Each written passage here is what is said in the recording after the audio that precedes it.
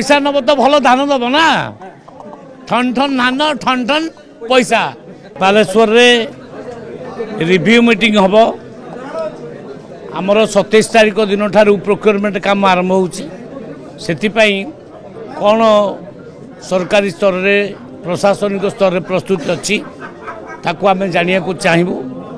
आदि किसी असुविधा अच्छी पुणी ठीक करवा पीडीएस व्यवस्था केमी चली रिव्यू करा ये गस्त भल पैसा नब तो भल धान दब ना ठन ठन धान ठन ठन पैसा तेणु भल धान देवार असुविधा कौन हो सरकार 800 अधिका दौची आम विभिन्न व्यवस्था कर